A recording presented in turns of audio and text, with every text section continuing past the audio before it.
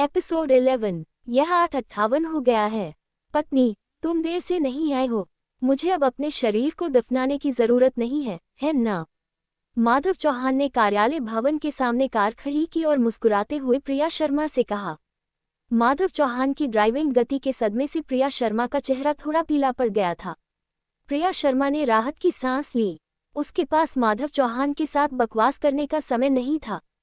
मैं तुमसे बहस नहीं करना चाहती। नीचे मेरा इंतजार करो और कहीं मत जाओ। मैं मीटिंग के लिए ऊपर जा रही हूँ। मुझे सुबह कार की जरूरत पड़ सकती है, इसलिए तुम मुझे वहां ले जा सकते हो। कोई बात नहीं पत्नी। माधव चौहान ने प्रिया शर्मा को ठीक इशारा किया। प्रिया शर्मा कार से उतरी। वह माधव चौहान के साथ बकवास करने के मूड में नहीं थी। वह सीधे ऑफिस बिल्डिंग में चली गई और लिफ्ट में चढ़ गई। शक्ति ग्रुप की शुरुआत एक कपड़ा कंपनी के रूप में हुई थी। बाद में कंपनी ने निवेश उद्योग में भी अपना विस्तार किया। इसने 10 से अधिक प्रकार के उत्पादों में निवेश किया। मुंबई में इसके नाम से कई छोटी और बड़ी कंपनियां थीं। शक्ति ग्रुप का मुख्यालय समग्र बिक्री के लिए जिम्मेदार था।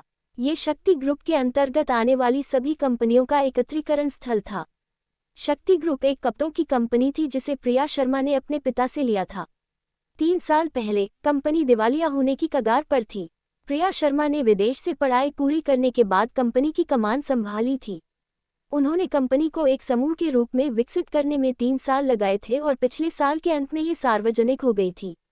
ये कंपनी प्रिया शर्मा की सबसे महत्वपूर्ण संपत्ति थी। प्रिया शर्मा ऊपर गई और सीधे अपने कार्यालय में चली गई। काव्या मेहता, जो बिजनेस सूट पहने हुए थी, अपने कार्यालय में काम में व्यस्त थी। काव्या मेहता अच्छी लग रही थी। ऐसा लग रहा था कि वह ठीक हो गई है। क्या निदेशक मंडल के सभी लोग यहाँ हैं? प्रिया शर्मा ने कार्यालय में प्रवेश करते ही काव्या मेहता से पूछा। काव्या मेहता कुछ दस्तावेज पढ़ रही थी। उसने बिना ऊपर देखे सिर हिलाया और कहा, 6 प्रमुख शेयरधारक यहाँ हैं। वे बैठक के लिए आपके ऊपर जाने का इंतजार कर रहे हैं। हालांकि विक्रम सिंह यहाँ अच्छे इरादों से नहीं आया है। वे कल शिखर सम्मेलन में आपके भाषण को बहाने के तौर पर इस्तेमाल कर सकते हैं। आपको सावधान रहना होगा। काव्या मेहता प्रिया शर्मा की सीईओ असिस्टेंट थी, इसलिए वो प्रिया शर्मा से ज्यादा जानकार थी।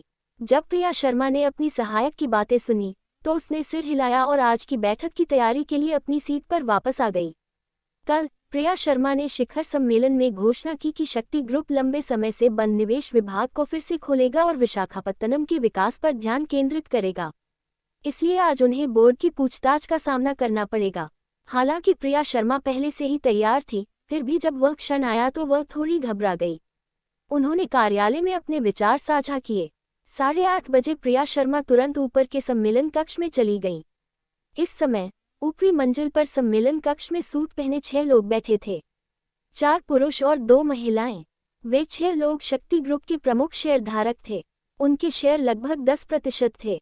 6 प्रमुख शेयरधारक सम्मेलन कक्ष में बैठे थे और एक दूसरे से कानाफूसी कर रहे थे। जैसे ही प्रिया शर्मा अंदर आईं, इन लोगों ने तुरंत बात करना बंद कर दिया। उन सभी 6 लोगों ने प्रिया शर्मा की ओर देखा, जो प्लेटफॉर्म पर चल रही थी। प्रिया शर्मा अपनी सीट पर बैठ गईं और सीईओ का ठंडा और अलग रवैया भी सामने आ गया। निदेशक प्रिया, आज सुबह आप अच्छी लग रही हैं, विक्रम सिंह ने प्रिया शर्मा के बैठते ही कहा। विक्रम सिंह शक्ति ग्रुप के शेयर धारकों में से एक थे। वास्तव में वो प्रिया शर्मा के बाद सबसे अधिक शेयरों वाले अध्यक्ष थे। वह प्रिया शर्मा की जगह लेने और सीईओ बनने के लिए सबसे उपयुक्त उम्मीदवार भी थे। प्रिया शर्मा ने जब विक्रम सिंह के शब्दों में छिपे अर्थ को सुना तो वह स्वाभाविक रूप से समझ गई कि आज वह यहाँ क्यों बैठा है। प्रिया शर्मा ने अपने बालों में कंघी की और सहजता से उत्तर दिया, अध्यक्ष विक्रम, आप बहुत विचारशील हैं। अगर हमारे शक्ति ग्रुप के सभी निदेशक आपकी तरह ही अंतर्दृष्टिपूर्ण होते तो हम देश की शीर्ष 100 कंपनियों में शामिल हो गए होते। ये सुनकर दर्शकों में बैठे निदेशकों ने अपना सिर थोड़ा नीचे कर लिया। विक्रम सिंह ने व्यंग्य किया। ऐसा नहीं लग रहा था कि वह मजाक कर रहा था। हम सभी ने कल शिखर सम्मेलन में निदेशक प्रिया के भाषण के बारे में सुना। क्या मैं पूछ सकता हूं कि क्या आपके पास शक्ति ग्रुप के निवेश विभाग को फिर से खोलने के लिए हम निदेशकों की स्वीकृति है? आपको निर्णय लेने का अधिकार किसने दिया? आपको क्या लगता है कि हम निदेशक मंडल क्या हैं? विक्रम सिंह ने उदासीनता से पूछा। विक्रम सिंह, तुम बहक रहे हो, प्रिया शर्मा ने कहा। निवेश विभाग को दोबारा खोलना मेरी निजी राय है। बेशक इसके लिए शेयरधारकों की मंजूरी की जरूरत है। इसलिए कृपया अपनी आवाज़ पर नियंत्रण रखें। उससे पहले हम निवेश विभाग को फिर से खोलने पर चर्चा करने के लिए एक बैठक करेंगे। मुझे नहीं लगता कि यह बैठक आयोजित करना आवश्यक है। मैं निवेश विभाग को फिर से खोलने के लिए कभी सहमत नहीं होऊंगा। अन्य निदेशक क्या सोचते हैं? विक्रम सिंह ने ठंडे स्वर में कहा। एक अन्य निदेशक ने कहा, यदि यह एक अनियोजित योजना है तो मैं इससे सहमत नहीं होऊंगा। मुझे लगता है कि समूह को अभी सूचीबद्ध किया गया है। अभी निवेश करने का समय नहीं है। हमें अभी अपनी स्थिति को स्थिर करने की आवश्यकता है। 2 या 3 वर्षों में अर्थव्यवस्था के स्थिर हो जाने के बाद निवेश पर विचार करने में बहुत देर नहीं होगी। हाँ, मुझे लगता है कि हमें भी ऐसा ही करना चाहिए। लेकिन सीईओ क्या सोचती हैं? नीचे दिए गए निदेशकों के समूह ने सहमति व्यक्त की। प्रिया शर्मा ने बाकी बातचीत सुनते हुए अपनी भौहें सिकोड़ लीं। कंपनी की वर्तमान स्थिति के बारे में आप क्या सोचते हैं? यदि आप ऐसा सोचते हैं तो मुझे लगता है कि कंपनी को भंग किया जा सकता है। मैं आपको साफ तौर पर बता सकती हूं कि अगर हम थोड़ी भी धीमी गति से आगे बढ़े तो दूसरी कंपनियां हमें दबाने के लिए हर संभव कोशिश करेगी। ये पक्का है। प्रिया शर्मा खड़ी हुई और उन्होंने अपने पीछे दीवार पर लगी डिस्प्ले चालू की। उस पर कुछ नकली तस्वीरें दिखाई दी। प्रिया शर्मा ने निदेशकों की ओर देखा और फिर से बोली, ये कुछ नक्शे हैं जो मैंने पिछले कुछ दिनों में बनाए हैं। जैसा कि आप नक्शे में देख सकते हैं, 5 कंपनियां हैं जो हमारे बराबर हैं और इन 5 कंपनियों में से कोई एक हमसे अधिक मजबूत है। हमारे शक्ति ग्रुप की वर्तमान स्थिति को देखते हुए स्पष्ट शब्दों में कहा जाए तो दिवालियापन एक ऐसी चीज है जो रातों रात घटित हो सकती है। हम पहले ही बहुत आगे निकल चुके हैं। अब पीछे मुड़ने का कोई रास्ता नहीं है। आधुनिक समाज हमें वहीं रहने नहीं देगा जहां हम हैं। हमें बस इतना करना है कि बहादुरी से आगे बढ़ना है। प्रिया शर्मा ने शांतिपूर्वक कहा, निवेश विभाग को सक्रिय करना इस समय सबसे अच्छा विकल्प है। उनके शब्दों ने कुछ समझदार निदेशकों को कुछ देर के लिए सोचने पर मजबूर कर दिया। प्रिया शर्मा के शब्द उचित थे। संक्षेप में, कंपनी को बढ़ने की जरूरत थी। हालांकि विक्रम सिंह ऐसा नहीं सोचता था। इसके बजाय वह अपना चेहरा पीला करके खड़ा हो गया और गुस्से से बोला, प्रिया शर्मा, आप किस तरह की बकवास बात कर रही हैं? मैं आपसे पूछना चाहता हूं कि एक बार कंपनी का निवेश विभाग सक्रिय हो जाए तो आप अपने तथाकथित निवेश को बनाए रखने के लिए धन कहां से लाएंगी? मैं आपसे पुनः पूछना चाहता हूं कि आप पैसा कहां निवेश करने जा रही हैं? अगर पैसा बर्बाद हो गया तो क्या होगा? आप क्या करेगी? विक्रम सिंह। प्रिया शर्मा तुरंत क्रोधित हो गईं। ये सिर्फ मेरी प्रारंभिक योजना है। विशिष्ट कार्यान्वयन योजना और अगली योजनाओं का निर्माण कंपनी द्वारा किया जाना चाहिए। मैंने यह नहीं कहा कि निवेश केवल मेरी योजना पर आधारित होना चाहिए। क्या तुम आज जानबूझकर मेरा जीवन कठिन बना रहे हो? यदि ऐसा है तो कृपया यहाँ से चले जाए। प्रिया शर्मा ने दरवाजे की ओर इशारा किया। विक्रम सिंह बैठक में बिल्कुल भी नहीं था। उसके सारे विचार इस बात पर थे कि प्रिया शर्मा को कैसे हटाया जाए और उसकी जगह किसी और को सीईओ कैसे बनाया जाए। प्रिया शर्मा को ये कैसे पता नहीं चला? प्रिया शर्मा के गुस्से के कारण अन्य निदेशकों की बोलने की हिम्मत नहीं हुई। लेकिन विक्रम सिंह अलग था। वह फिर से अपनी सीट से खड़ा हुआ, प्रिया शर्मा की ओर इशारा किया और चिल्लाया, तुम अभी एक अपरिपक्व महिला हो। निवेश के बारे में तुम्हें क्या पता है? मैं आपको बता दूं कि जब मैं निवेश कर रहा था तब भी आप डायपर पहने हुए थी। आप बिना किसी योजना, बिना किसी तैयारी के बड़ी बड़ी बातें करने की हिम्मत करती हैं। मुझे लगता है कि आपको जल्द से जल्द सीईओ के पद से हटा दिया जाना चाहिए। विक्रम सिंह, मैंने कहा है कि यह सिर्फ एक प्रारंभिक योजना है। क्या तुम बैठकर अच्छी चर्चा करना चाहते हो? प्रिया शर्मा ने अपना गुस्सा दबाया और विक्रम सिंह को ठंडे अंदाज में देखा। मेरी गांड पर चर्चा करो। मैं तुम्हें बता दूं, मैं कभी सहमत नहीं होऊंगा। विक्रम सिंह फिर से ठंडे चेहरे के साथ बैठ गया। प्रिया शर्मा ने विक्रम सिंह को घूर कर देखा और गुस्से से कांप उठी। वह सिर्फ कंपनी की भविष्य की योजना पर चर्चा करना चाहती थी, लेकिन विक्रम सिंह ने स्पष्ट रूप से हार नहीं मानी। यदि आप सहमत नहीं हैं तो भी कोई बात नहीं। आप अपना निवेश वापस लेने का विकल्प चुन सकते हैं। तभी प्रिया शर्मा को लगा कि बैठक आगे नहीं बढ़ सकती। अचानक दरवाजे के बाहर से एक आवाज आई। ये सुनकर सभी लोग तुरंत दरवाजे के बाहर देखने लगे। बंद अध्याय एपिसोड 12। माधव चौहान बैठक कक्ष में चला गया और विक्रम सिंह को ठंडी निगाहों से देखा। मंच पर प्रिया शर्मा थोड़ा चौंक गईं जब उन्होंने माधव चौहान को अचानक देखा। बैठक कक्ष में बैठे अन्य निदेशक भी असमंजस में थे। माधव चौहान, तुम्हें अंदर आने की अनुमति किसने दी? अभी बाहर निकल जाओ। प्रिया शर्मा ने माधव चौहान पर गुस्से से चिल्लाया। माधव चौहान ने प्रिया शर्मा की बातों को नजरअंदाज कर दिया और सीधे प्रिया शर्मा के मंच पर चला गया। एक क्षण के लिए तो नीचे बैठे सभी निदेशक शांत नहीं रह सके। यह आदमी कौन है? हम मीटिंग में व्यस्त हैं, जल्दी से बाहर निकलो। सुरक्षा, सुरक्षा, जल्दी करो और इस आदमी को मेरे लिए बाहर निकालो। तुरंत ही बैठे हुए निदेशकों के मुंह से बकबक निकलने लगी। हालांकि इस समय विक्रम सिंह स्तब्ध था। उसका गोल मटोल चेहरा तुरंत क्रोध से भर गया। जिस क्षण उसने माधव चौहान को देखा, वह क्रोध में उछल पड़ा। मादरचोद, तो ये तुम हो, तुम छोटे बदमाश। मैंने कल के मामले के लिए तुम्हारे साथ हिसाब भी नहीं चुकाया है और तुम पहले ही खुद को मेरे हवाले कर चुके हो। विक्रम सिंह को अभी भी याद है कि वह कल काव्या मेहता के साथ कुछ करने वाला था, लेकिन उसकी योजना को माधव चौहान नाम के एक आदमी ने बाधित कर दिया था। उसने कभी नहीं सोचा था कि यह व्यक्ति यहाँ आने की हिम्मत करेगा। अध्यक्ष विक्रम, मैंने कल आपसे कहा था कि आपका स्वभाव बहुत खराब है। यह आपके लिए अच्छा नहीं है। विक्रम सिंह की बातें सुनने के बाद माधव चौहान ने कहा। बोर्ड के सदस्यों की भ्रमित और क्रोधित निगाहों के बीच माधव चौहान सीधे प्रिया शर्मा के पास चला गया। माधव चौहान मुस्कुराया और कहा, देवी और सज्जनों, मैं निदेशक प्रिया का नया ड्राइवर हूँ। मैं आज यहाँ शक्ति ग्रुप की निवेश योजना पर चर्चा करने के लिए आया हूँ। मुझे उम्मीद है कि आप सभी कंपनी के हित में मेरी बात सुनेंगे। क्या एक ड्राइवर शक्ति ग्रुप की निवेश योजना पर चर्चा करना चाहता है? ये कैसा मजाक था? दर्शकों में सबसे कमजोर निदेशक दिल्ली विश्वविद्यालय का एक जूनियर कॉलेज छात्र था।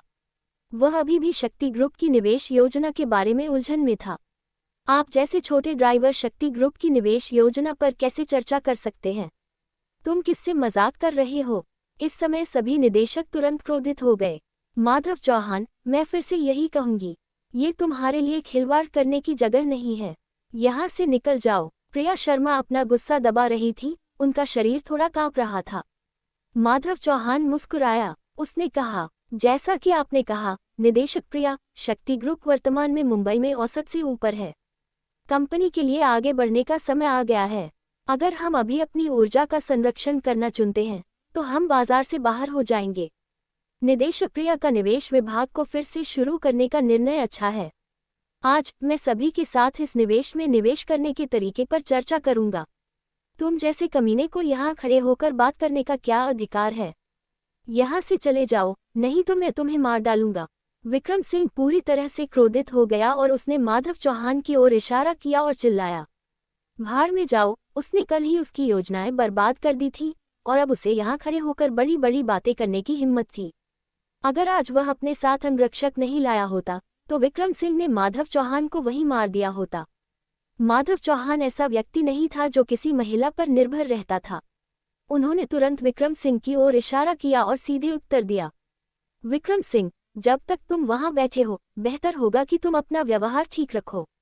अगर तुमने और बकवास करने की हिम्मत की तो मैं अभी तुम्हारे मुंह पर थप्पड़ मार दूंगा। अगर तुम्हें मेरी बात पर विश्वास नहीं है तो तुम कोशिश कर सकते हो। आप विक्रम सिंह ने अवाक होकर माधव चौहान की ओर देखा। विक्रम सिंह कल जो हुआ था उससे अभी भी सदमे में था। वह अपने साथ अंगरक्षक नहीं लाया था और वह माधव चौहान के सामने टिक नहीं सकता था। विक्रम सिंह ने एक गहरी सांस ली और आगे बोलने की हिम्मत नहीं जुटा पाया। अन्य सभी निदेशक हैरान थे। माधव चौहान ने हंसते हुए सिगरेट का एक कश लिया और फिर अपनी बात जारी रखी। चलो वापस काम पर आते हैं। हमने अभी जिस निवेश की बात की है वह वास्तव में विकास की दिशा में बदलाव है। शक्ति ग्रुप को अभी इस स्तर के विकास की आवश्यकता है। फिर विक्रम सिंह ने भी अभी पूछा, अगर निवेश का पैसा बर्बाद हो गया तो क्या होगा? अब मैं आपके साथ अपनी निजी राय साझा करना चाहता हूँ। माधव चौहान ने चाक का एक टुकड़ा उठाया। वह मुड़ा और ब्लैकबोर्ड पर एक साधारण चित्र बनाया।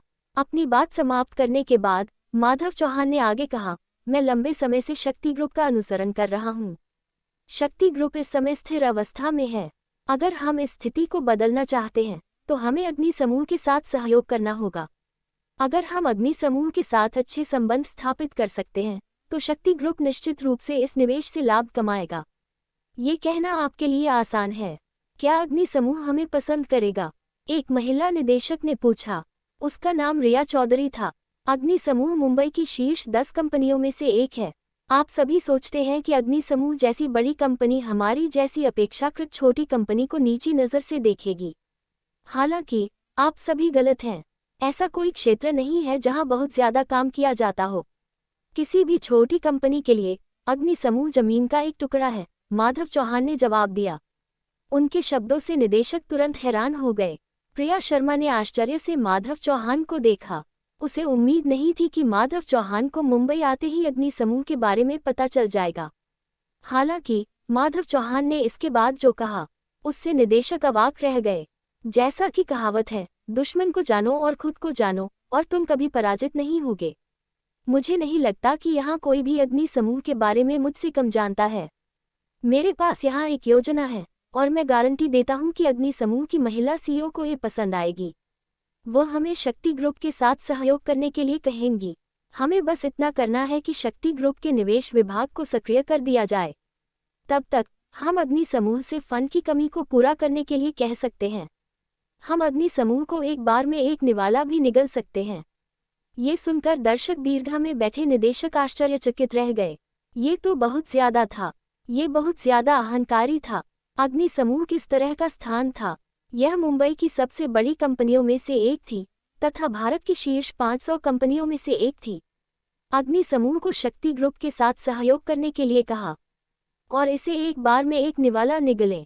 तुम स्वर्ग तक अपनी बड़ाई क्यों नहीं करते? आप सूर्य के साथ कंधे से कंधा मिलाकर क्यों नहीं खड़े होते? क्या आप सचमुच सोचते हैं कि अग्नि समूह की महिला सीईओ मूर्ख है? अरे, यहाँ से चले जाओ। अगर तुम बकवास करते रहे तो मैं सुरक्षा गार्ड को बुला लूंगी। रिया चौधरी ने माधव चौहान पर चिल्लाते हुए कहा। माधव चौहान, अगर आप अग्नि समूह को हमारे साथ सहयोग करने के लिए मना सकते हैं तो मैं अग्नि समूह में सबके सामने बकवास खाऊंगा। विक्रम सिंह चिल्लाया। हाँ, अध्यक्ष विक्रम, आप हमें कम आंकते हैं। क्या तुम मुझसे शर्त लगाना चाहते हो? आप क्या शर्त लगाना चाहते हैं? विक्रम सिंह ने ठंडे स्वर में पूछा। अगर मैं अग्नि समूह की महिला सीईओ को 7 दिनों के भीतर व्यक्तिगत रूप से हमारी कंपनी में आने के लिए राजी कर सकूं, तो आप अग्नि समूह में सबके सामने बकवास खाएंगे। ठीक है, मैं वादा करता हूं। अगर तुम ऐसा नहीं कर सके तो क्या होगा? अगर मैं ऐसा नहीं कर पाया तो मैं बकवास खाऊंगा, माधव चौहान ने कहा। ठीक है, तुमने कहा। चलो इंतजार करते हैं और देखते हैं। विक्रम सिंह ने नाक भान सिकुड़ी और कमरे से बाहर चला गया।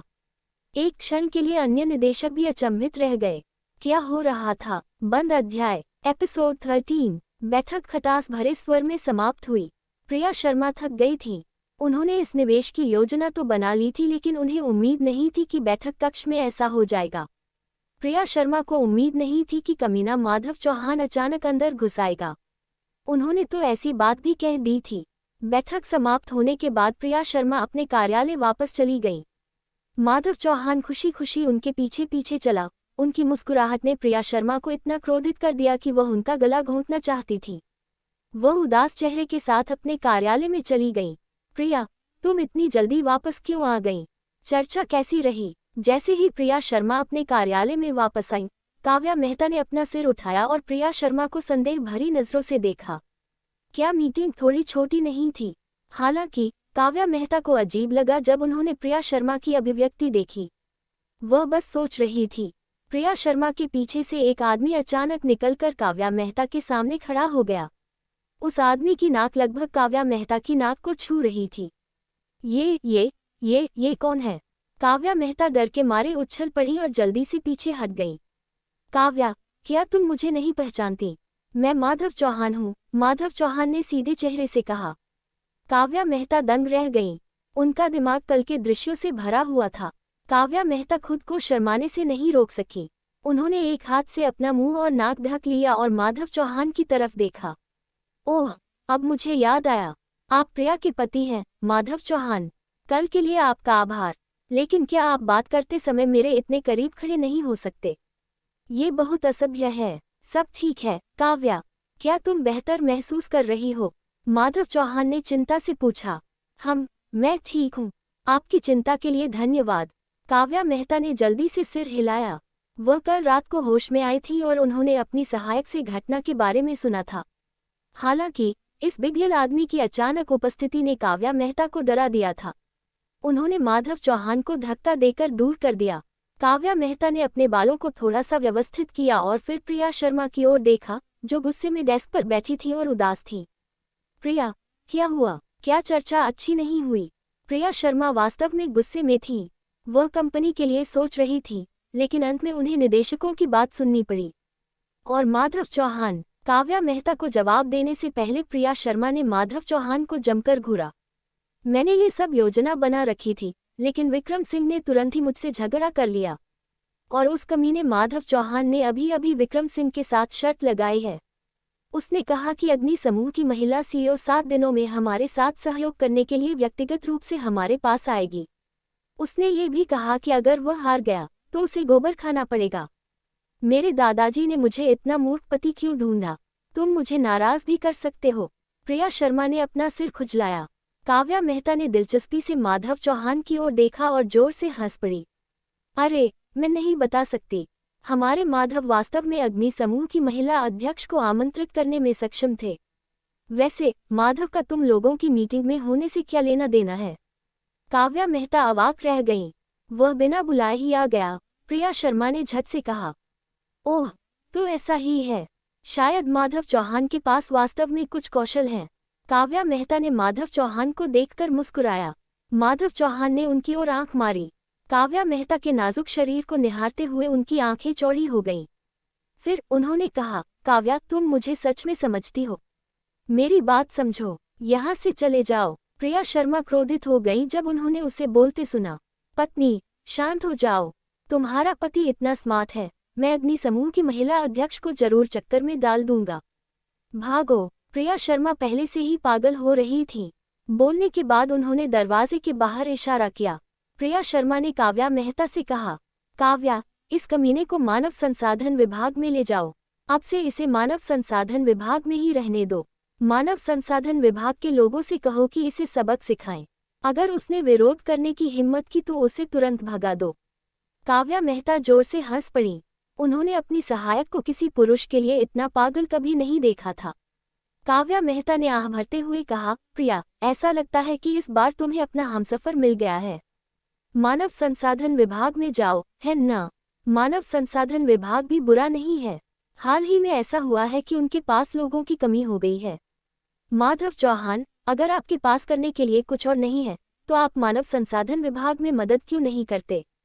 आप वहां जाकर फर्श साफ कर सकते हैं और शौचालय को साफ कर सकते हैं।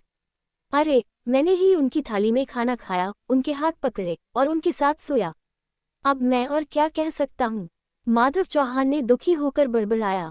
जल्दी करो, जल्दी करो। काव्या, जल्दी करो और उसे ले जाओ। मैं उसे 1 मिनट भी नहीं देखना चाहती। प्रिया शर्मा माधव चौहान की बातों पर इतनी क्रोधित थी कि उन्होंने अपना हाथ लहराया और कहा। काव्या मेहता अवाक रह गईं। उन्होंने माधव चौहान के कंधे थपथपाए। ठीक है, इतना परेशान मत हो, मेरे साथ आओ। काव्या मेहता कार्यालय से बाहर चली गईं। माधव चौहान ने अपने होंठ सिकुड़े और प्रिया शर्मा की तरफ देखा, जो डेस्क पर आधा फैली हुई थी। उन्होंने आह भरते हुए कहा, पत्नी, शायद आप मुंबई की झुग्गी झोपड़ियों में निवेश कर सकती हो। मुंबई में यही एकमात्र जगह है जहां विकास की संभावना है। यदि आप निवेशकों को आकर्षित करने में सफल होती हो तो शक्ति ग्रुप मुंबई की शीर्ष 10 कंपनियों में से एक बन सकता है। माधव चौहान बोलने के बाद बाहर चला गया। ये सुनकर प्रिया शर्मा दंग रह गईं। उन्होंने अपना सिर उठाया और माधव चौहान को देखा। उसी क्षण उनके दिमाग में एक विचार कौंधा। झुग्गी झोपड़ियां। प्रिया शर्मा ने खुद से कहा।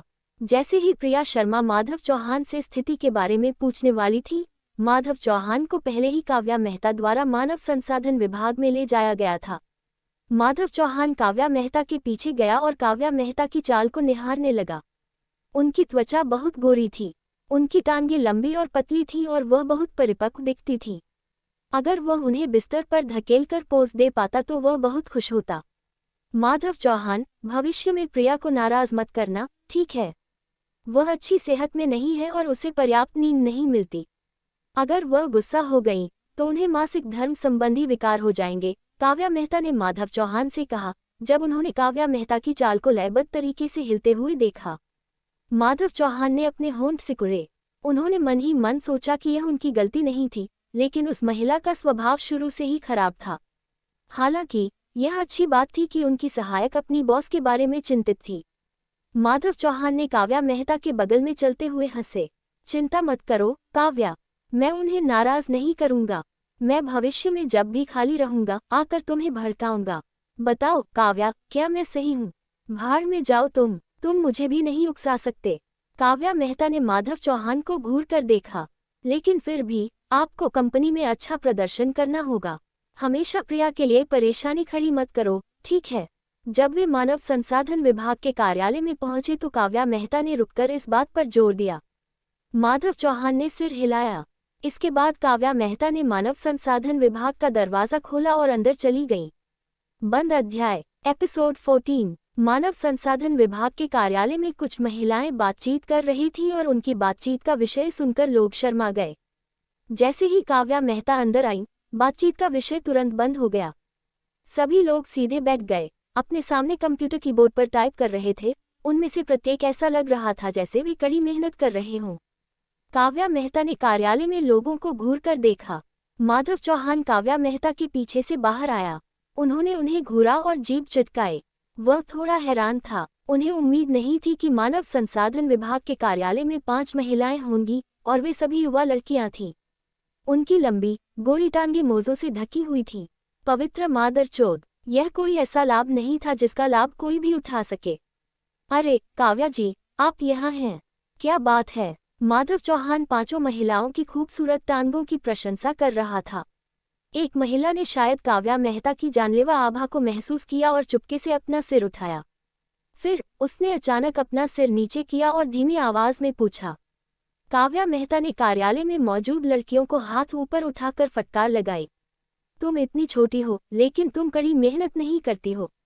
इसके बजाय तुम सारा दिन साथ बैठती हो और पुरुषों के मुद्दों पर बात करती हो। तुम भविष्य में अपने परिवार का भरण पोषण करने के लिए पैसे कैसे कमाओगी? इस महीने के आपके सभी बोनस काट लिए जाएंगे। आह नहीं काव्या दीदी, मैं तुमसे प्यार करती हूँ, एक महिला ने इठलाते हुए कहा।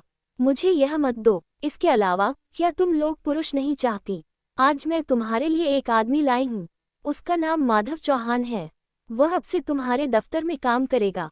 तुम लोग उसका अच्छे से ख्याल रखना। तुम्हें उसके साथ फ्लर्ट करने की इजाज़त नहीं है। क्या तुम मेरी बात सुन रही हो? काव्या मेहता ने एक नेता की तरह कहा। जैसे ही उन्होंने सुना कि वहाँ एक आदमी है, सभी 5 महिलाओं ने अपना सिर उठाया। सभी की निगाहें एक साथ माधव चौहान की ओर मुड़ गईं। अरे कितना सुंदर, कितना सुडौल। मुझे लगता है कि मैंने देखा कि इस आदमी के पास एब्स हैं। पेट की मांसपेशियों का मजबूत होना अच्छी बात है। रात में 8 बार। सही है माधव। महिलाएं तुरंत बोल पड़ी। उनकी आंखें चमक रही थी जब वे माधव चौहान को देख रही थी। ऐसा लग रहा था जैसे माधव चौहान उनका शिकार था। अरे सुंदर महिलाओं, हमारी नैतिकता कहाँ है? माधव चौहान महिलाओं की बातें सुनकर अपनी आंखें घुमाने से खुद को रोक नहीं सका। कैसी नैतिकता? बड़ी दीदी नैतिकता है। नवागंतुक, यहाँ आओ। एक महिला ने अपनी उंगली से माधव चौहान को इशारा किया। माधव चौहान को बहुत पसीना आया। इस समय काव्या मेहता ने उन्हें जानलेवा नजर से देखा। यदि इस महीने भी आपके कार्यालय में काम की गुणवत्ता इतनी ही कम है तो फ्रंट डेस्क पर स्थानांतरित होने तक प्रतीक्षा करें। यह मत कहना कि मैंने तुम्हें मुंह नहीं दिखाया। क्या तुमने मेरी बात सुनी? हाँ काव्या दीदी, मुझे पता है। हाँ। काव्या मेहता के सामने वे सभी तुरंत आज्ञाकारी बन गईं। काव्या मेहता ने राहत की लंबी सांस ली। ये देखकर कि अब और कुछ नहीं करना है, उन्होंने जाने से पहले माधव चौहान को कुछ और निर्देश दिए। काव्या मेहता अभी अभी कार्यालय से बाहर निकली थी। कार्यालय का दरवाजा अचानक एक महिला ने बंद कर दिया।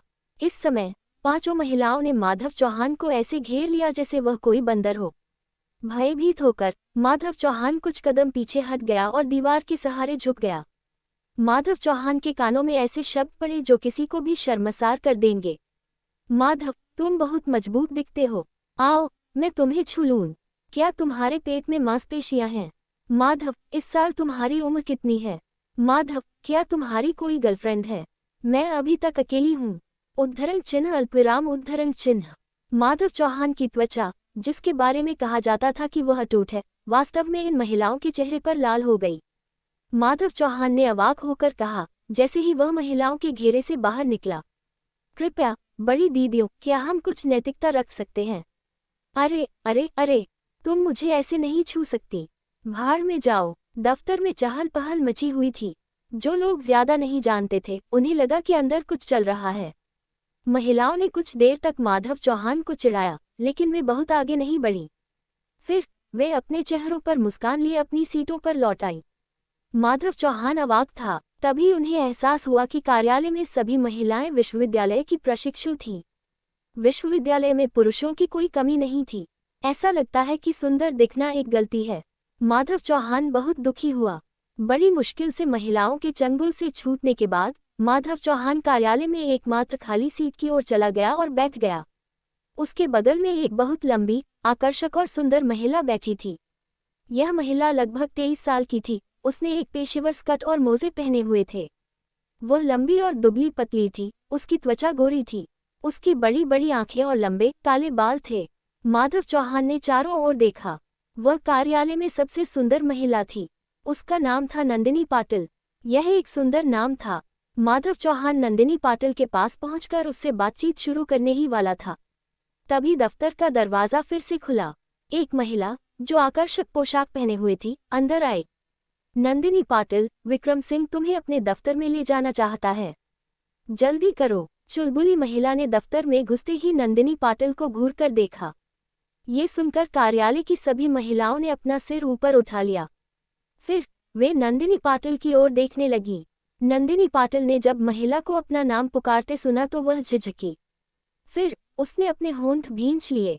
उसके हाव भाव अब वैसे नहीं थे जैसे जब वह माधव चौहान को चिढ़ा रही थी। ओह, समझ गई, मैं अभी आती हूँ, नंदिनी पाटिल ने जवाब दिया और खड़ी हो गई। वह चुलबुली महिला ठंडी सांस लेकर मुड़ी और कार्यालय से बाहर चली गई। नंदिनी पाटिल ने भी इसका अनुसरण किया। दफ्तर में मौजूद बाकी 4 महिलाएं चुप हो गईं। माहौल थोड़ा अजीब था। माधव चौहान एक नज़र में बता सकता था। ये देखकर कि नंदिनी पाटिल बहुत दूर चली गई थी, वह अपना सिर झुकाए बिना नहीं रह सका और सामने वाली डेस्क पर बैठी महिला से पूछ लिया, क्या हो रहा है सुंदर महिला? जब नंदिनी पाटिल वहां से गई तो वह इतनी बुरी क्यों लग रही थी?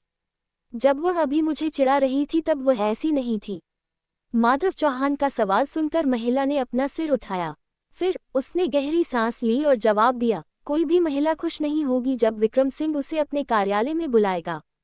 हर बार जब विक्रम सिंह हमें अपने कार्यालय में बुलाता है तो वह हमें अपने साथ बिस्तर पर लाने के लिए हर तरह के प्रलोभन का इस्तेमाल करता है।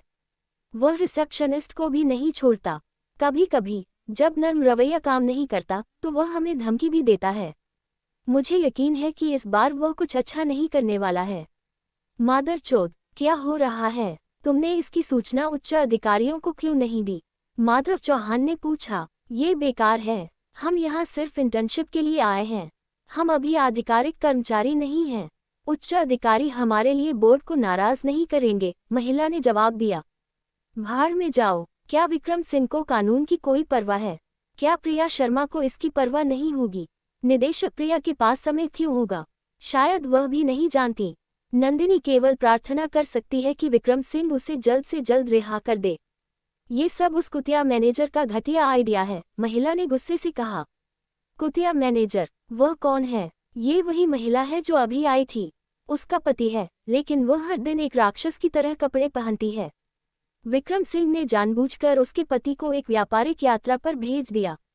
वह हर दिन विक्रम सिंह के साथ सोती थी और इस तरह वह एचआर मैनेजर के पद पर पहुंच गई। उस महिला का नाम रंजना ठाकुर है। माधव चौहान ने अपनी जीभ चिटकाई। ऐसा लग रहा था कि शक्ति ग्रुप के भी अपने तरीके थे। यह विक्रम सिंह महिलाओं में बहुत दिलचस्पी रखता था। वह महिलाओं को नशीला पदार्थ भी दे सकता था। क्या ऐसा कुछ था जो वह नहीं कर सकता था?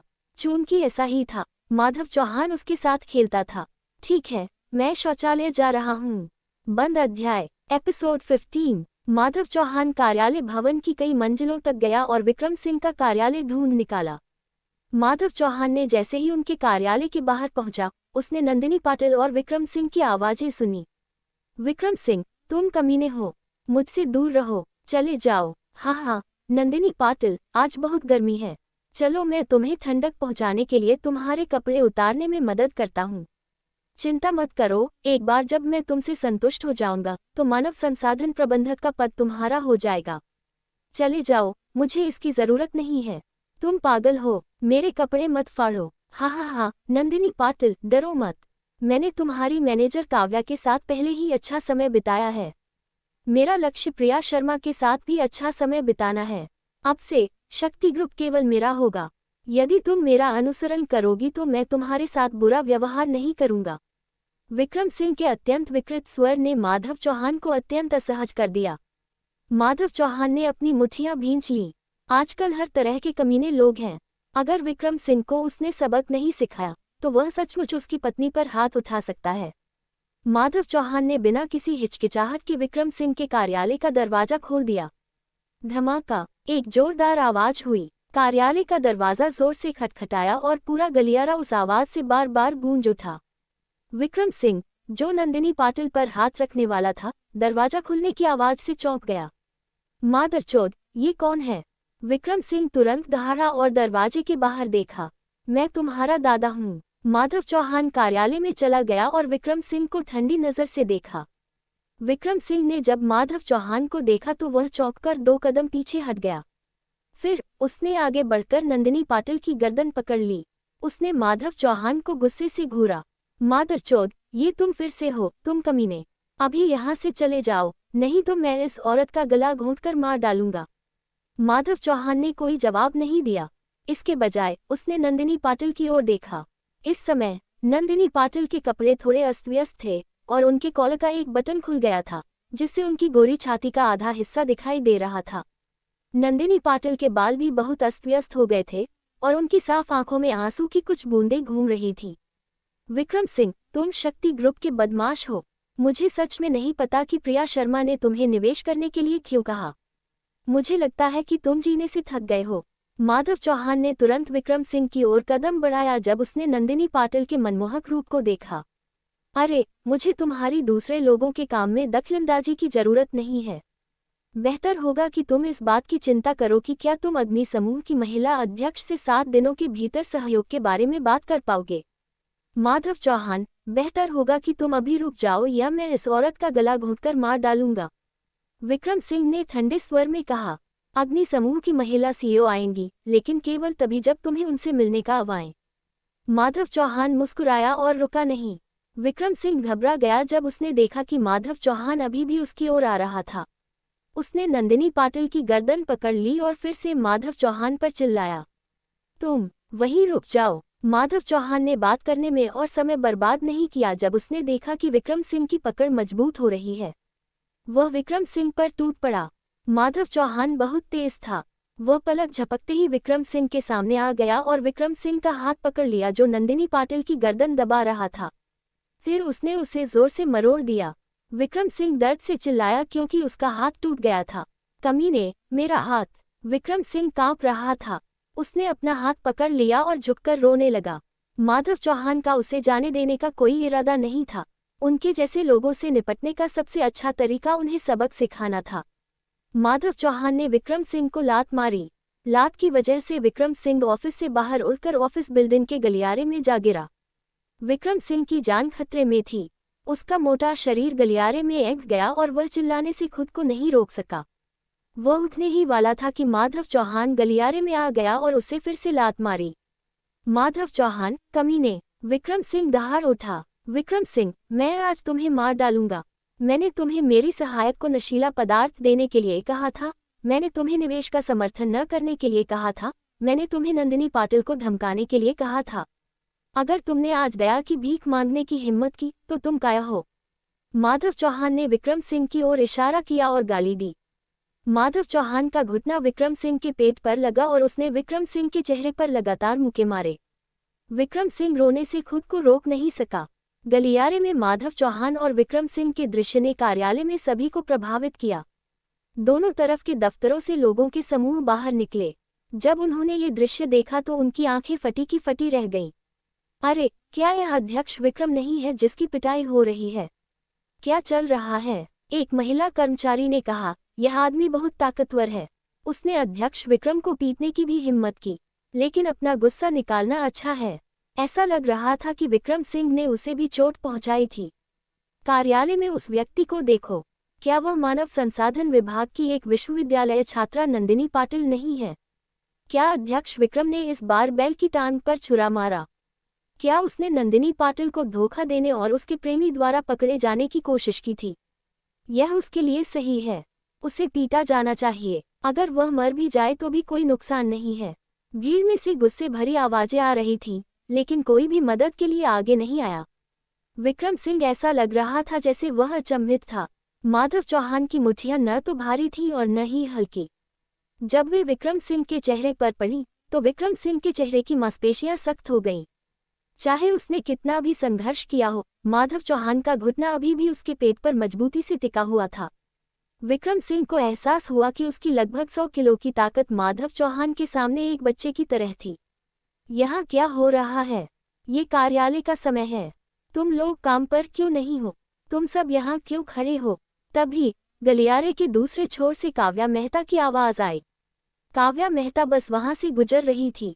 जब उन्होंने गलियारे में इतने सारे लोगों को देखा, तो वह तुरंत वहां चली गईं। जब उन्होंने काव्या मेहता को देखा तो दोनों तरफ के लोगों ने उनके लिए रास्ता बना दिया। काव्या जी, यह अध्यक्ष विक्रम है जिसकी पिटाई हो रही है, किसी ने समझाया। काव्या मेहता हैरान थी। वह जल्दी से वहां चली गईं। जब काव्या मेहता ने अपने सामने का दृश्य देखा तो वह लगभग टूट गईं।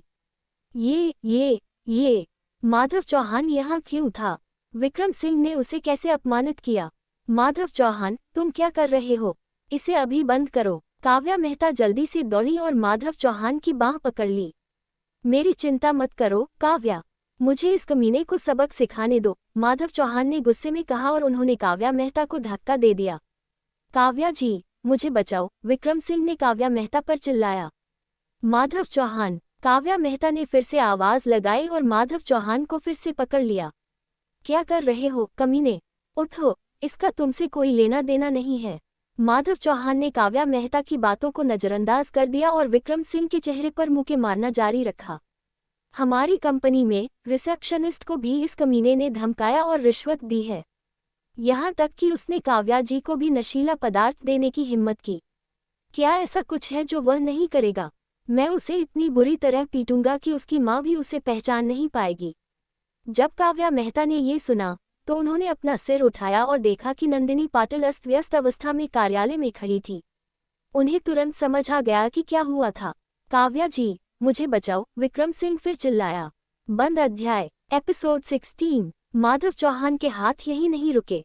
उन्होंने विक्रम सिंह के चेहरे पर वार करना जारी रखा।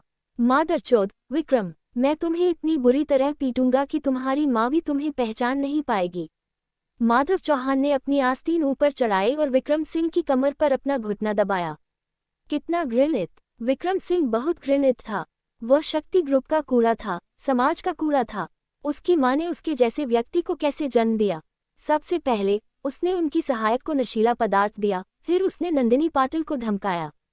भाड़ में जाओ। काव्या जी, मुझे बचा लो। विक्रम सिंह खुद को रोक नहीं सका। उसने अपना मुंह चौड़ा करके काव्या मेहता से मदद की भीख मांगी। काव्या मेहता ने आह भरी। फोन करने के बाद वह एक राहगीर की तरह अपने हाथों को कमर पर रखकर भीड़ में खड़ी होकर शो देखने लगी। विक्रम सिंह अंदर रो रहा था। उसे ऐसे व्यक्ति से क्यों मिलना पड़ा जो बात बात पर झगड़ा शुरू कर देता है? क्या यह मूर्ख माधव चौहान इतना कठोर नहीं हो सकता? माधव चौहान, मैं गलत था। विक्रम सिंह चिल्लाया। गलत हुआ बेटा, मैं तुम्हें मार रहा हूँ। माधव चौहान ने विक्रम सिंह के चेहरे पर कुछ और घूंसे बरसाए। विक्रम सिंह का चेहरा सुअर की तरह सूजा हुआ था। माधव चौहान मौज मस्ती कर रहा था। तभी काव्या मेहता का फोन आने पर प्रिया शर्मा जल्दी से वहां पहुंची। जब उन्होंने अपने सामने घटित हो रहे दृश्य को देखा तो प्रिया शर्मा तुरंत भीड़ से बाहर निकली और माधव चौहान पर चिल्लाई, माधव चौहान, इसे अभी बंद करो। विक्रम सिंह ने प्रिया शर्मा की आवाज सुनी और तुरंत रोने लगा। निदेशक प्रिया, मुझे बचाओ, ये बच्चा पागल है, इसे रोको। माधव चौहान, क्या तुमने सुना कि मैंने क्या कहा? प्रिया शर्मा ने विक्रम सिंह की बातों को नजरअंदाज कर दिया और गुस्से से माधव चौहान पर चिल्लाई। प्रिया शर्मा के फेफड़े फटने वाले थे। जब उन्हें सुधार के लिए मानव संसाधन विभाग जाना था तो वे विक्रम सिंह के कार्यालय में क्यों आए? क्या यह आदमी इतना ऊब गया था कि उसके पास करने के लिए कुछ भी बेहतर नहीं था? शायद माधव चौहान पिटाई से थक गया था, या शायद ये प्रिया शर्मा के आगमन के कारण था। तभी वह अपने आधे अधूरे शरीर से उठ खड़ा हुआ। उसने अपनी जेब से सिगरेट निकाली और उसे जलाते हुए प्रिया शर्मा पर चिल्लाया, निदेशक प्रिया, मुझे मत रोको। विक्रम सिंह ने मेरे सामने मानव संसाधन विभाग की एक लड़की को धमकाने की हिम्मत की। मैं उसे ऐसा कैसे करने दे सकता हूँ? मुझे थोड़ी देर आराम करने दो। मैं वादा करता हूँ कि मैं उसे तब तक पीटूंगा जब तक उसकी माँ उसे पहचान न ले। प्रिया शर्मा का चेहरा काला पड़ गया। वह नंदिनी पाटिल की ओर देखने लगी जो अभी भी कार्यालय में खड़ी थी। नंदिनी पाटिल के कपड़े अस्त व्यस्त थे और बाल बिखरे हुए थे। ये स्पष्ट था कि कुछ हुआ था। प्रिया शर्मा ने चुपके से अपनी मुट्ठियां भींच लीं, लेकिन उनके पास कहने को कुछ नहीं था। चाहे विक्रम सिंह कितना भी आगे बढ़ जाए, उसे सबक सिखाना तुम्हारे बस की बात नहीं है। प्रिया शर्मा ने कहा, निदेशक प्रिया, ये बच्चा पागल है। वह निश्चित रूप से पागल है। हमें उसे नौकरी से निकाल देना चाहिए। अगर हम उसे नौकरी से नहीं निकालेंगे तो हमारा निदेशक मंडल निश्चित रूप से हंगामा करेगा। विक्रम सिंह किसी की मदद से जमीन से रेंगता हुआ ऊपर आया और जोर से सांस लेते हुए दहाड़ने लगा। विक्रम सिंह ने अपना मुंह बंद कर लिया। प्रिया शर्मा क्रोधित थीं। हालांकि वह जानती थी कि यह विक्रम सिंह की गलती थी, लेकिन माधव चौहान ने उसे मारना गलत किया था। प्रिया शर्मा ने दांत पीसते हुए ठंडे स्वर में कहा, आपको इसकी चिंता करने की जरूरत नहीं है। मैं खुद इसका ख्याल रखूंगी। माधव चौहान, अब मेरे कार्यालय में आओ। क्या बाकी लोगों को काम पर नहीं जाना पड़ता? शो देखने के लिए यहाँ आने वाले हर व्यक्ति पर 5,000 रुपये का जुर्माना लगाया जाएगा। अब काम पर वापस जाओ। प्रिया शर्मा के ऐसा कहने के बाद दर्शक अपनी गर्दनें दबाकर अपने कार्यालयों में लौट गए। उनमें अभी भी एक महिला सीईओ का अधिकार था। ये शब्द कहने के बाद प्रिया शर्मा मुड़ी और ऊपर चली गईं। बस तुम इंतजार करो। विक्रम सिंह ने माधव चौहान की ओर इशारा किया। आओ मुझे काटो, कमीने। माधव चौहान ने विक्रम सिंह को बीच वाली उंगली दिखाई। विक्रम सिंह इतना क्रोधित था कि वह उसका गला घोंटना चाहता था, लेकिन ये देखते हुए कि वह उसका मुकाबला नहीं कर सकता था, वह केवल अपने दांत पीस सकता था। बस बहुत हो गया, माधव चौहान। बकवास बंद करो, जल्दी करो और प्रिया के ऑफिस जाओ। काव्या मेहता ने माधव चौहान को लात मारी और उसे सीढ़ियों से ऊपर धकेल दिया। वह अवाक रह गई। माधव चौहान ने अपनी जीभ चिटकाए और बेफिक्र भाव से सीढ़ियों की ओर बढ़ गया। तुम क्या कर रहे थे? माधव चौहान अभी प्रिया शर्मा के दफ्तर में दाखिल ही हुआ था कि चिड़चिड़ी महिला सीईओ ने माधव चौहान की नाक की ओर इशारा किया। वह बहुत गुस्से में थी। प्रिया शर्मा को उसे कुछ थप्पड़ मारने की इच्छा हुई। ये बदमाश, एक अयोग्य उपद्रवी है। पत्नी, मैंने क्या गलत किया? माधव चौहान ने मासूमियत से पूछा। प्रिया शर्मा इतनी गुस्से में थी कि उन्होंने मेज पर रखे दस्तावेजों को जमीन पर फेंक दिया। उन्होंने गुस्से से कहा, तुमने क्या गलत किया? क्या अब भी तुम मुझे ये बताने की हिम्मत रखते हो कि तुमने क्या गलत किया? तुम्हें कंपनी में लाने के लिए मैंने इतनी तकलीफें झेली। क्या मैं तुम्हें आगे नहीं बढ़ाना चाहती थी? तुम्हें पता है तुमने क्या किया है? क्या विक्रम सिंह कोई ऐसा व्यक्ति है जिसे तुम सिर्फ इसलिए मार सकते हो क्योंकि तुम ऐसा करना चाहते हो? क्या तुम अपने बारे में बहुत ऊंचा नहीं सोचते?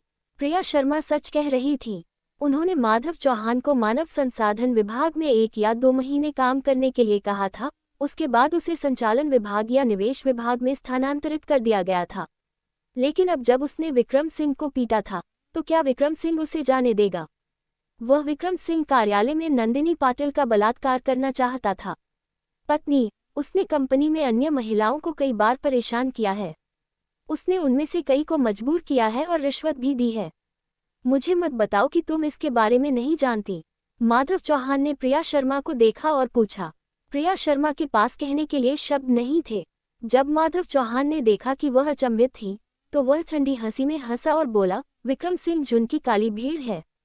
अगर वह मेरी सहायक को नशीला पदार्थ देने जैसा कुछ कर सकता है, तो वह और क्या नहीं करेगा? प्रिया शर्मा, एक महिला सीईओ होने के नाते आप अपनी महिला कर्मचारियों की सुरक्षा भी नहीं कर सकती।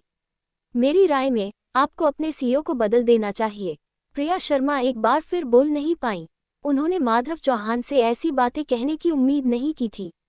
वह जानती थी कि कंपनी में विक्रम सिंह किस तरह का व्यक्ति था, लेकिन प्रिया शर्मा जो कहना चाहती थी वह ये था कि अपनी वर्तमान क्षमताओं के साथ वह विक्रम सिंह को वश में नहीं कर सकती थी।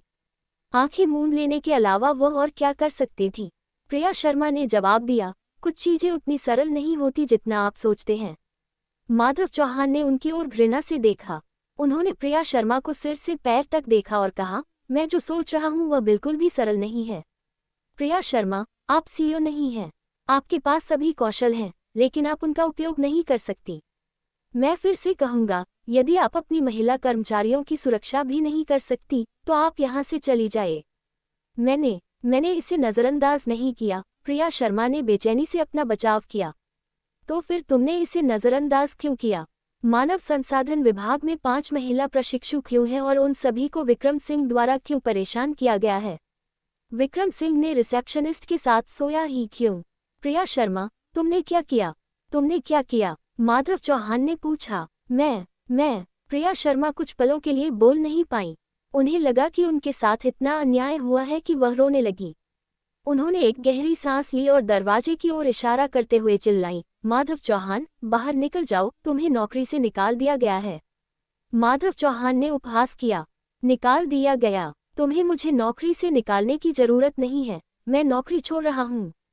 इतना कहकर माधव चौहान ने अपनी जैकेट फर्श पर फेंक दी। ऐसा लग रहा था जैसे वह 10,000 दुश्मनों का सामना कर सकता है। प्रिया शर्मा स्तब्ध रह गईं। उनके गोरे गालों से आंसू बहकर फर्श पर टपकने लगे। ठीक है, तुम नौकरी छोड़ सकते हो, लेकिन अगर तुम में हिम्मत है तो चले जाओ। मुझे नहीं लगता कि मैं तलाक का प्रमाण पत्र पा सकती हूँ। प्रिया शर्मा ने अपने आंसू पोंछे और माधव चौहान पर चिल्लाई, मुझे धमकी मत दो, मैं सब कुछ झेल चुका हूँ। अगर तुम मुझे नहीं भेजोगी तो मैं अभी चला जाऊंगा। माधव चौहान किसी के बहकावे में नहीं आने वाला था। वह मुड़ा और ऑफिस से बाहर चला गया। कभी वापस मत आना। प्रिया शर्मा गुस्से से कांप उठी। माधव चौहान ने उन्हें अनदेखा कर दिया और कार्यालय से बाहर चला गया। प्रिया शर्मा गुस्से से सोफे पर बैठ गईं, उनके चेहरे पर आंसू बह रहे थे। प्रिया शर्मा को लगा कि माधव चौहान वाकई चला गया है। हालांकि वह ऑफिस से 1 मिनट से भी कम समय के लिए बाहर निकला था और फिर वापस लौट आया। तुम वापस क्यों आए? प्रिया शर्मा की आंखें गुस्से से चौड़ी हो गईं। मुझे रेल टिकट के लिए 10,000 रुपये दो। मेरे पास रेल टिकट के लिए पैसे नहीं हैं, माधव चौहान ने कहा।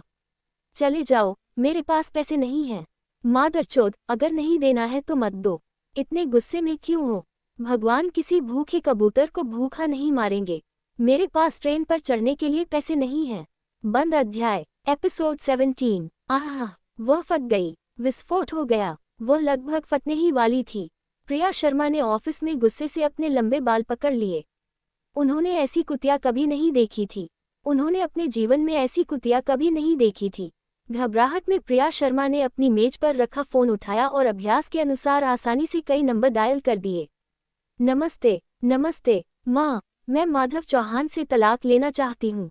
कॉल कनेक्ट होते ही प्रिया शर्मा ने गुस्से से फोन पर चिल्लाया। लाइन की दूसरी ओर मौजूद अमीर महिला दंग रह गई। वह मुस्कुराए बिना न रह सकी और बोली, क्या हुआ प्रिया? क्या माधव चौहान ने तुम्हें धमकाया? मुझे परवाह नहीं है, मैं उससे तलाक लेना चाहती हूँ। मुझे ऐसा करना ही होगा। प्रिया शर्मा माधव चौहान ने जो किया था उसके बारे में सोचकर पागल होने वाली थी।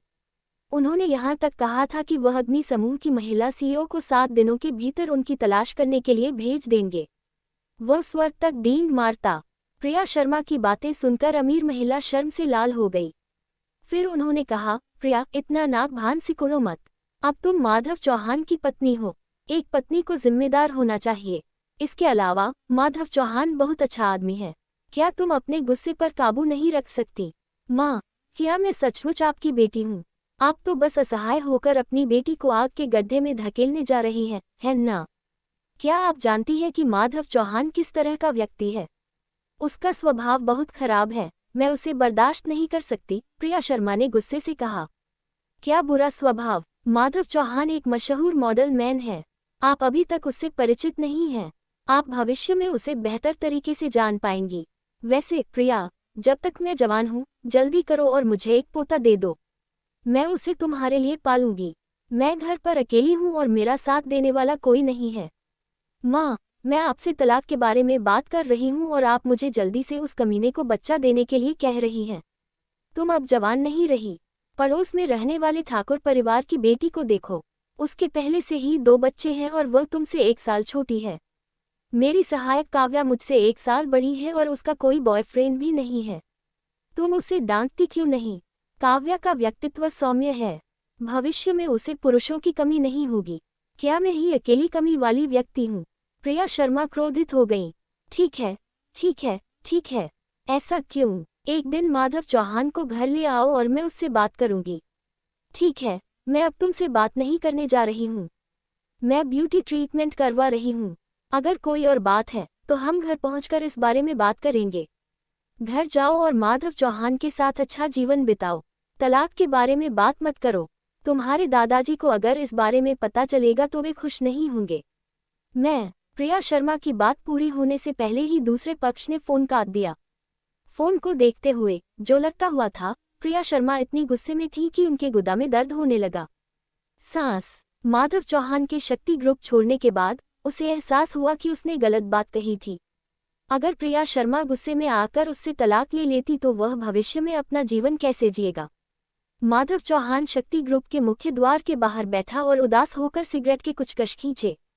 उसने आह भरी। ये तो सच है कि घर पर उसकी पत्नी है, पर क्या ये पत्नी कुछ ज्यादा ही ठंडी नहीं है? वह बैठकर मेरी बात ठीक से क्यों नहीं सुनती? शक्ति ग्रुप ऐसी चीज नहीं थी जिसका समर्थन प्रिया शर्मा की मानसिकता कर सकती थी। माधव चौहान मुख्य द्वार पर बैठा ये सोच रहा था कि उसे अपनी पत्नी को कैसे समझाना चाहिए। तभी उसकी जेब में रखा फोन बज उठा। माधव चौहान ने फोन उठाया और देखा कि यह सानवी राव थी। उसने और सानवी राव ने कल रात एक दूसरे को नंबर और व्हाट्सएप संदेश भेजे थे। नमस्ते सानवी, बॉस माधव, अर्जुन पवार को पुलिस ले गई। उन्होंने कहा कि हमारा रेस्तरां नकली गोश्त बेचता है। तुम अभी कहाँ हो? जैसे ही कॉल लगी, फोन से सानवी राव की सिसकने वाली आवाज सुनाई दी। माधव चौहान ने भौहें सिकुड़ी। उसने तुरंत भौहें सिकुड़ते हुए कहा, सानवी, ये कब हुआ? आज सुबह। शुरू में उन्होंने कहा था कि वे अर्जुन पवार को उसकी पहचान सत्यापित करने के लिए ले जा रहे थे। हालांकि रोहन मालिक अभी अभी आया और उसने हमें अर्जुन पवार का शव लेने के लिए इंतजार करने को कहा। कुणाल यादव और नितिन गुप्ता अर्जुन पवार को वापस लाने के लिए पुलिस स्टेशन जा रहे हैं। मुझे नहीं पता कि क्या करना है, इसलिए मैंने आपको फोन किया। बॉस माधव, आप कहाँ हैं? सानवी राव ने आंसू में कहा। सानवी, घबराओ मत, मुझे बताओ कि अर्जुन पवार किस पुलिस स्टेशन में है? झोपड़पट्टी क्षेत्र पुलिस स्टेशन, सानवी राव ने उत्तर दिया। ठीक है, मैं समझ गया। सानवी, नितिन गुप्ता और कुणाल यादव से कहो कि वे कहीं न जाएं। मैं तुरंत अर्जुन पवार की तलाश में जाऊंगा। चिंता मत करो, मैं उसे वापस लाऊंगा, माधव चौहान ने कहा। मुझे समझ आ गया, बॉस माधव। माधव चौहान ने तुरंत फोन रख दिया। गहरी सांस लेते हुए माधव चौहान ने अपनी मुठियां भींच लीं। इसका निश्चित रूप से रोहन मालिक से कुछ लेना देना था। कल रात सानवी राव ने कहा था कि रोहन मालिक के झोपड़पट्टी क्षेत्र के पुलिसकर्मियों के साथ अच्छे संबंध थे। ये स्पष्ट था कि रोहन मालिक उनसे बदला ले रहा था।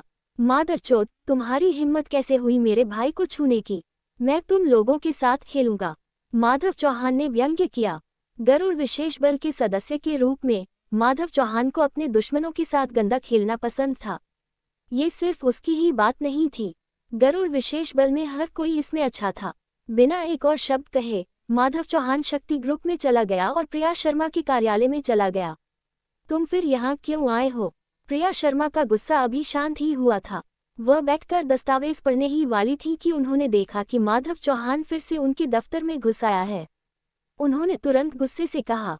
माधव चौहान प्रिया शर्मा के सामने दौड़ा और बोला, हनी, समझाने का समय नहीं है, मुझे कार की चाबियां दे दो, मैं जल्दी में हूँ। प्रिया शर्मा गुस्से में थी। उन्होंने माधव चौहान को घूरते हुए कहा, चले जाओ, मैं तुम्हें अब अपनी कार उधार नहीं दूंगी।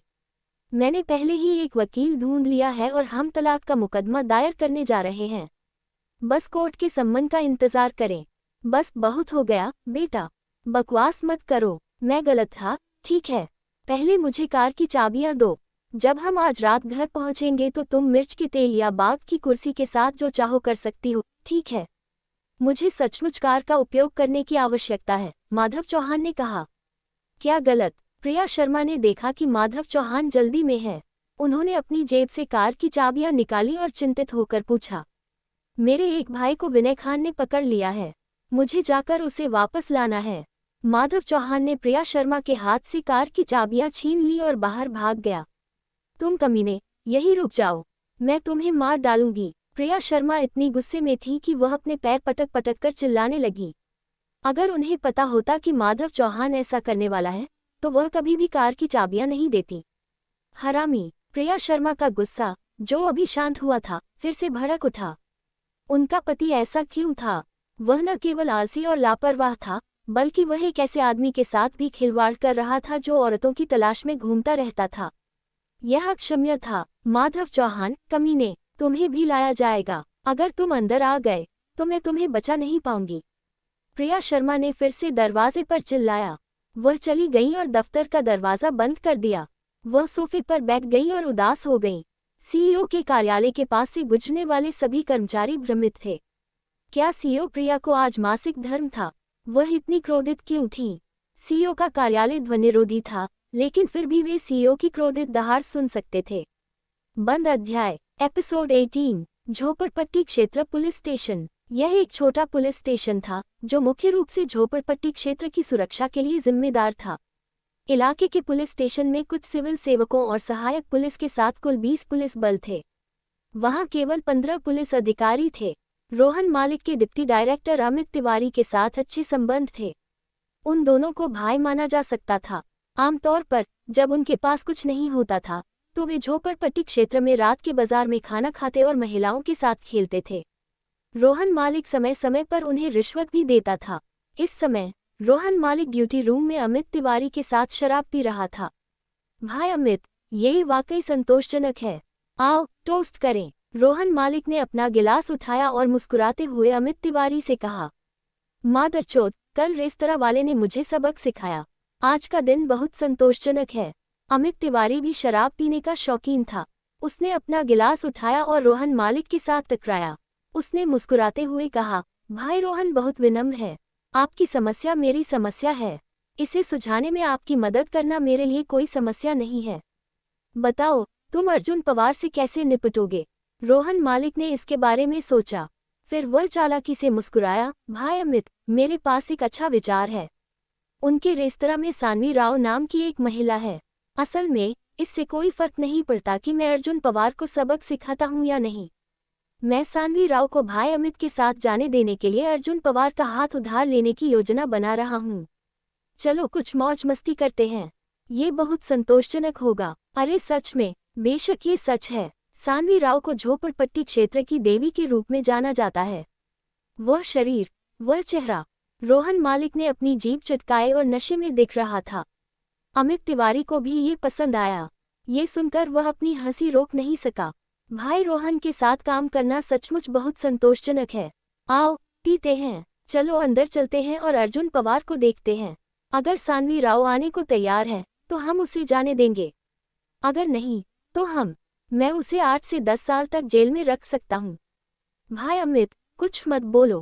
पी लो, आओ पी लो। उन दोनों ने सिर उठाया और शराब पी। शराब पीने के बाद अमित तिवारी और रोहन मालिक शराब की बदबू के साथ पूछताछ कक्ष में आए। अर्जुन पवार को कुर्सी से हथकड़ी लगाई गई थी। इस समय 2 गश्ती अधिकारी उससे पूछताछ कर रहे थे। रोहन मालिक और अमित तिवारी को अंदर आते देख अर्जुन पवार ने थूका और गुस्से से कहा, रोहन मालिक, अगर हिम्मत हो तो मुझे मार दो। तुम माधव चौहान को हरा नहीं सकते, इसलिए तुम ऐसी धूर्त चालें चलते हो। क्या तुम आदमी भी हो?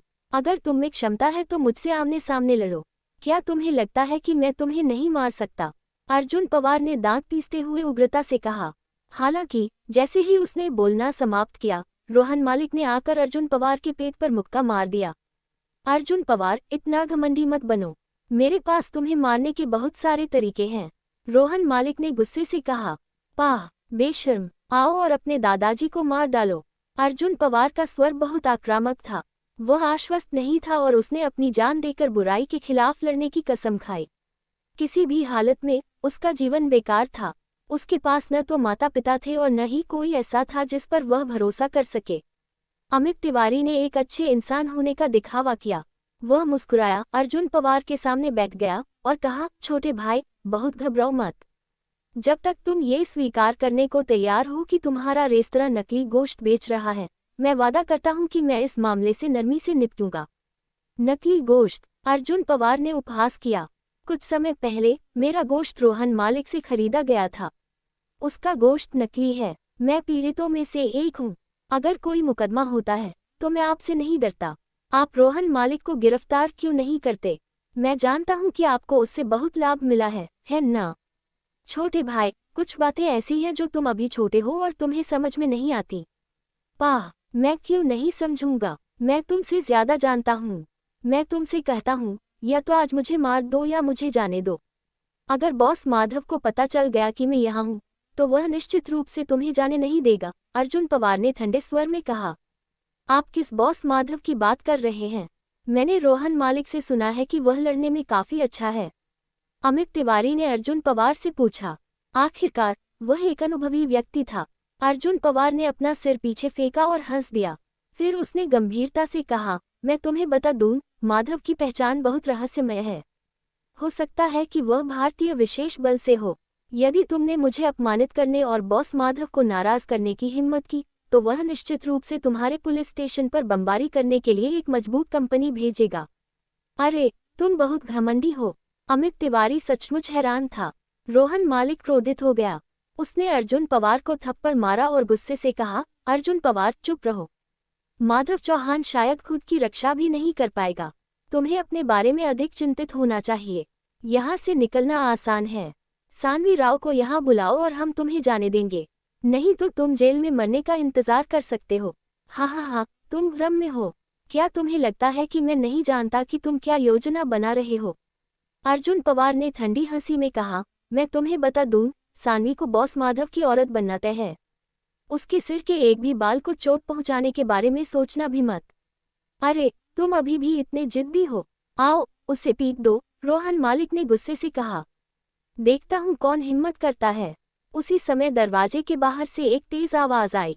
रोहन मालिक और अमित तिवारी दंग रह गए और मुड़कर देखने लगे। पूछताछ कक्ष का दरवाजा लात मारकर खोला गया। फिर माधव चौहान ने अपने हाथ जेबों में डाले और एक धार्मिक भाव के साथ अंदर चला गया। अर्जुन पवार ने माधव चौहान को देखा और तुरंत खड़ा हो गया। माधव, क्या तुम पागल हो? तुम यहाँ क्या कर रहे हो? जल्दी करो और चले जाओ। माधव चौहान ने अर्जुन पवार को देखकर मुस्कुराया और पूछताछ कक्ष में चला गया। भाई अमित, यही वही बच्चा है जिसने कल मेरे 10 से ज्यादा आदमियों को गंभीर रूप से घायल कर दिया था। उनमें से कुछ को तो सिर में चोट भी आई है और वे अब अस्पताल में भर्ती हैं। डॉक्टर चाहते हैं कि उन्हें दूसरे अस्पताल में भेज दिया जाए, रोहन मालिक ने माधव चौहान को देखकर गुस्से से कहा। अमित तिवारी खड़ा हुआ और माधव चौहान को देखा जो अभी अभी अंदर आया था। वह खुद को हंसने से नहीं रोक सका। बच्चे, तुम बहुत साहसी हो। क्या यह ऐसी जगह है जहां तुम जबरन घुस सकते हो? क्या तुम्हें डर नहीं है कि मैं तुम पर पुलिस थाने में घुसने और जनता की पुलिस को धमकाने का आरोप लगा दूंगा? क्या ऐसा है? माधव चौहान मुस्कुराया। आप क्या सोचते हैं? अमित तिवारी ने पूछा। क्या तुम्हें डर नहीं है कि मैं तुम पर भारतीय विशेष बल के शीर्ष गुप्त मिशन में बाधा डालने का आरोप लगा दूंगा? माधव चौहान ने अमित तिवारी से पूछा। तुम्हारा क्या मतलब है? अमित तिवारी थोड़ा हैरान हुआ। माधव चौहान ने कुछ नहीं कहा। उसने अपनी जेब से अचानक एक प्रमाण पत्र निकाला जिस पर 5 सितारा लाल झंडा छपा था। अमित तिवारी दंग रह गया। माधव चौहान ने फिर प्रमाण पत्र खोला और उसे अमित तिवारी के हाथों में फेंक दिया। अमित तिवारी ने उस पर एक नज़र डाली और उसका चेहरा तुरंत पीला पड़ गया। प्रमाण पत्र पर जानकारी का एक पैराग्राफ था और उसके नीचे कुछ ऐसे शब्द थे जिन्हें पढ़कर रोंगटे खड़े हो जाते थे। धप। अमित तिवारी ने जब सर्टिफिकेट पर लिखे शब्द देखे तो उसका पूरा शरीर कांप उठा। वह धड़ाम से जमीन पर गिर पड़ा। उसकी जांघों से एक पीले रंग का तरल पदार्थ बह निकला। बंद अध्याय। एपिसोड 19। भाई तिवारी, आपको क्या हुआ है? रोहन मालिक दंग रह गया जब उसने अमित तिवारी के हाव भाव देखे। अमित तिवारी कांप रहा था। वह इस उद्योग में इतने वर्षों से था कि उसने प्रमाण पत्र को पहचान लिया। अमित तिवारी को स्पष्ट रूप से याद था कि सिविल सेवा परीक्षा के पहले दिन 13वां प्रश्न इसी प्रकार के प्रमाण पत्र के बारे में था। उन्हें ये भी अच्छी तरह याद था कि यह एक प्रश्नोत्तरी प्रश्न था। पहला प्रश्न था, जब आप किसी ऐसे व्यक्ति से मिलेंगे जिसके पास निम्न प्रकार के प्रमाण पत्र होंगे तो आप क्या करेंगे? अमित तिवारी ने इतने सालों में इस तरह का प्रमाण पत्र कभी नहीं देखा था। उसे आज अपनी आंखों से इसे देखने की उम्मीद नहीं थी। मैं अमित तिवारी जमीन पर गिर पड़ा। उसकी आंखों में आंसू भर आए। वह अपना मुंह खोले हुए माधव चौहान को घूर रहा था, जोर जोर से सांस ले रहा था। वह धारा प्रवाह बोल भी नहीं पा रहा था। माधव चौहान ने प्रमाण पत्र अपनी जेब में रख लिया और अमित तिवारी की ओर मुस्कुराया। अमित तिवारी, मैं नयापुर शहर में एक गुप्त मिशन पर हूँ। आपको ये जानने का अधिकार नहीं है कि यह क्या है। एक नेता के तौर पर मैं आपसे पूछ रहा हूँ कि क्या आप मेरा सहयोग करेंगे? या फिर आपको लगता है कि मैं झूठ बोल रहा हूँ? क्या आप अपने वरिष्ठ अधिकारियों को रिपोर्ट करने जा रहे हैं? मैं निश्चित रूप से सहयोग करूंगा, अमित तिवारी ने भारी सांस लेते हुए उत्तर दिया। अच्छी साहित बात है। रोहन मालिक मेरे मिशन में हस्तक्षेप कर रहा है। आपको पता है कि क्या करना है ना? माधव चौहान ने फिर कहा। मैं समझता हूँ, तुम दोनों रोहन मालिक को पकड़ लो। इसके अलावा अर्जुन पवार को भी खोल दो। अमित तिवारी ने अपना हाथ हिलाया। रोहन मालिक ये सुनकर कांप उठा। वह जमीन पर घुटनों के बल बैठ गया और पहले माधव चौहान को फिर अमित तिवारी को देखने लगा। भाई तिवारी, क्या हो रहा है? मादरचोद, तुमने मुझे लगभग मार ही डाला। उसे हथकड़ी लगाओ, अमित तिवारी ने दहाड़ते हुए कहा। दो लोगों ने आगे बढ़कर रोहन मालिक को हथकड़ी लगा दी। रोहन मालिक चिल्लाने ही वाला था कि अमित तिवारी ने पलटकर उसके पेट पर मुक्का मार दिया। रोहन मालिक ने अपना मुंह पूरा खोला। वह चीखना चाहता था लेकिन चीख नहीं सका। रोहन मालिक को खोलकर अर्जुन पवार ने उस पर थूका।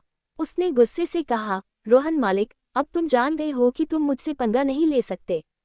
बेहतर होगा कि तुम वहां आज्ञाकारी होकर रहो। कोई भी तुम्हें नहीं बचाएगा।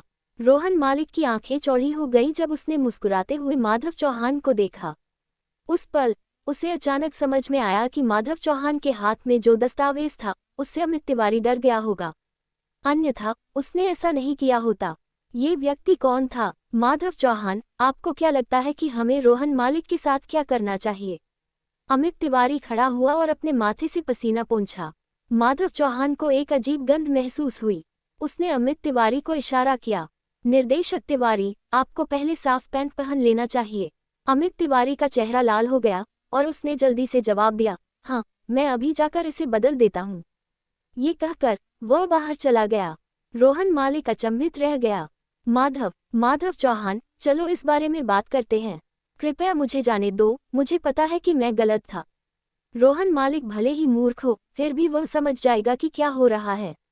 यह माधव चौहान अमित तिवारी को डराकर इतना डरा सकता है कि वह अपनी पैंट में पेशाब कर देगा। क्या वह कोई साधारण व्यक्ति भी था? माधव चौहान ऐसा व्यक्ति नहीं था जो छोटी सी बात पर बदला ले ले। वह तर्क और कानून को सबसे अधिक महत्व देते थे, इसलिए कानून तोड़ने वालों को कानून के अनुसार दंडित किया जाना चाहिए। रोहन मालिक के भयभीत भाव को देखकर माधव चौहान मुस्कुराया और कहा, डरो मत रोहन मालिक, मैं एक ईमानदार आदमी हूँ। चिंता मत करो, मैं तुम्हें नहीं मारूंगा। बस एक दिन यहीं रहो और अदालत के फैसले का इंतजार करो। माधव चौहान, मैं गलत था, मैं वास्तव में गलत था, रोहन मालिक ने माधव चौहान पर चिल्लाते हुए कहा। जब उसने ये सुना, उसका शरीर कांपने लगा। रोहन मालिक भले ही क्रूर हो, लेकिन वह झोपड़पट्टी क्षेत्र में रहने वाला एक स्थानीय गुंडा था, जिसमें उसके कुछ साथी भी शामिल थे। इसके अलावा ये स्थानीय गुंडा कोई आम गुंडा भी नहीं था। झोपड़पट्टी क्षेत्र से कोई भी यादृच्छिक गिरोह उसे कुचलने में सक्षम होगा। रोहन मालिक ने हमेशा अमित तिवारी के साथ अपने अच्छे संबंधों पर भरोसा किया था। कौन जानता था कि आज अमित तिवारी भी मुसीबत में पड़ जाएगा। मैं गलत था, ऐसा तो कोई भी कहेगा, लेकिन यह समाज कानून द्वारा संचालित है। हर चीज का न्याय कानून के अनुसार ही होना चाहिए। रोहन मालिक, अब तुम अपने दम पर हो। माधव चौहान को आंसुओं पर विश्वास नहीं था, वह केवल सत्य पर विश्वास करता था। रोहन मालिक को केवल अपने दिल की गहराई से डर उठता हुआ महसूस हो रहा था। एक पल के लिए वह इतना डर गया कि वह बेकाबू होकर रोने लगा। उसने बेचैनी से कहा, माधव चौहान, मैं वाकई गलत था, मैं तुमसे विनती करता हूँ। माधव चौहान अविचल था। अमित तिवारी ने जल्दी से साफ पैंट पहन ली और अंदर चला गया। उसने माधव चौहान से कहा, माधव चौहान, अब हमें रोहन मालिक के साथ क्या करना चाहिए? मैंने अर्जुन पवार से सुना है कि वह नकली गोश्त बेच रहा है। किसी को जांच के लिए भेजो। अगर यह सच है तो कानूनी प्रक्रिया अपनाकर उसे सजा के लिए अदालत के हवाले कर दिया जाए। अगर यह सच नहीं है तो उसे जाने दो, माधव चौहान ने जवाब दिया। अमित तिवारी मन ही मन चौंक गया। इसमें कोई आश्चर्य नहीं कि वह इस तरह का प्रमाण पत्र प्राप्त करने में सक्षम था। अगर वह होता तो वह रोहन मालिक को गुप्त रूप से मार देता। ऐसा लगता था कि इस दुनिया में कुछ लोग ऐसे हैं जिन्हें कभी समझा नहीं जा सकेगा, बिल्कुल माधव चौहान की तरह। उसके पास स्पष्ट रूप से रोहन मालिक को मारने का अवसर और क्षमता थी, लेकिन उसने कानूनी प्रक्रिया का पालन करना चुना। आजकल ऐसा लगता है कि माधव चौहान जैसे शक्तिशाली निर्दोष लोग बहुत कम ही मिलते हैं। ठीक है माधव चौहान, मैं जैसा तुम कहोगे वैसा ही करूँगा। क्या तुम्हारे पास कोई और आदेश है? अमित तिवारी ने पूछा। बस इतना ही, बस मेरे भाई को वापस भेजने के लिए एक कार ढूंढ दो। भविष्य में और अधिक सावधान रहना। जो करना चाहिए वो करो और जो नहीं करना चाहिए वो मत करो। मैं तुम्हें बता दूं, मैं लंबे समय तक नयापुर शहर में रहूंगा। इस दौरान मैं कभी भी तुम्हारी जान ले सकता हूँ। अमित तिवारी कांप उठा और उदास भाव से बोला, आपने जो कहा था मैं उसे याद रखूंगा। यह अच्छी बात है। माधव चौहान ने सिर हिलाया और बाहर चला गया। अर्जुन भाई कृपया, मैं आपको अभी वापस भेज दूंगा। अमित तिवारी ने तुरंत सिर झुकाया और अर्जुन पवार को इशारा किया। अर्जुन पवार ने और अधिक समय बर्बाद नहीं किया और दरवाजे से बाहर चला गया। सानवी राव, नितिन गुप्ता और कुणाल यादव अर्जुन पवार के तंदूरी स्वाद रेस्तरां के प्रवेश द्वार पर उत्सुकता से इंतजार कर रहे थे। इसी समय एक पुलिस कार धीरे धीरे दरवाजे के सामने रुकी। कार का दरवाजा खुला और अर्जुन पवार और अमित तिवारी बाहर निकले। अर्जुन, कुणाल यादव और अन्य लोग घबराए हुए भावों के साथ उत्साह से दौड़े। जब अर्जुन पवार कार से बाहर निकला तो वह अच्छे मूड में था। अर्जुन पवार ने उन्हें भागते हुए देखकर हंसा। सानवी, नितिन, कुणाल, मैं ठीक हूँ। और ठीक है माधव, वह वही था जिसने मुझे बाहर निकाला। कुणाल यादव, नितिन गुप्ता और अन्य लोग हंस पड़े। सानवी राव ने भी अपने होंठ दबाए और मुस्कुराए। तभी अमित तिवारी, जो अपनी पुलिस वर्दी में था, वहां आया। उसने माफी मांगते हुए मुस्कुराया और अर्जुन पवार और बाकी लोगों को प्रणाम किया। अर्जुन भाई, अगर भविष्य में आप लोगों को यहाँ कोई परेशानी आती है तो आप सीधे मेरे पास आ सकते हैं। मैं इसे सुझाने में आपकी मदद करूंगा। धन्यवाद इंस्पेक्टर तिवारी, मैं तुम्हें बाहर नहीं छोड़ूंगा। अर्जुन पवार ने अपना हाथ हिलाया। ठीक है, तो मैं अब आप लोगों को परेशान नहीं करूंगा। अलविदा। अमित तिवारी ने माफी मांगते हुए मुस्कुराया। वह कार में सवार हुआ और तेजी से भाग गया। सानवी राव ने अमित तिवारी को दूर जाते हुए देखा तो वह पूछे बिना नहीं रह सकी। अर्जुन, क्या हो रहा है? क्या यह आदमी अतीत में हमारे प्रति काफी अहंकारी नहीं था? आज वह हम पर दुम क्यों हिला रहा है? अर्जुन पवार को यह सुनकर अच्छा लगा। एक दिखावटी व्यक्ति को मुंह पर थप्पड़ खाते देखना सचमुच बहुत संतोषजनक था। सानवी, शायद तुम्हें पता ना हो, लेकिन अभी यह सचमुच बहुत संतोषजनक था। शायद आपको पता ना हो, लेकिन जब माधव ने एक छोटी सी लाल नोटबुक निकाली तो अमित तिवारी इतना डर गया कि उसने अपनी पैंट में पेशाब कर दिया। उसने पेशाब किया। माधव ने उसे आने से पहले अपनी पैंट बदलने के लिए भी कहा। अंत में वह आदमी वास्तव में अपनी पैंट बदलने गया। वह माधव के प्रति बहुत सम्मानपूर्ण था और उसने मुझे अर्जुन भाई भी कहा। अर्जुन पवार ने मुस्कुराते हुए कहा। अरे सच में? कौन सी नोटबुक? आप झूठ तो नहीं बोल रहे हैं, है न? क्या माधव इतना अद्भुत है? कुणाल यादव के चेहरे पर अविश्वास का भाव था। ये सही है। बॉस, माधव कौन है? वह अमित तिवारी को कैसे पेशाब कर सकता है? सानवी राव ने कहा। तुम लोग यह नहीं जानते। मैंने माधव और अमित तिवारी की बातचीत सुनी। ऐसा लगता है कि माधव एक गुप्त विशेष बल का सिपाही है।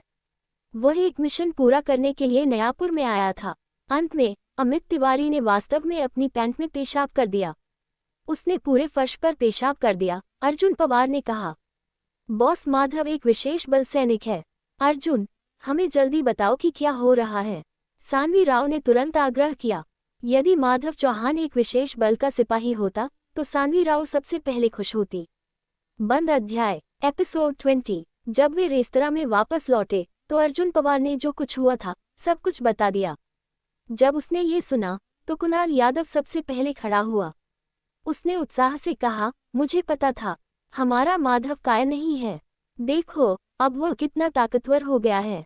वह बहुत अच्छी तरह से लड़ सकता है। उसके कौशल निश्चित रूप से एक विशेष बल के सैनिक के समान है। सामान्य विशेष बल के सैनिक पर्याप्त नहीं है।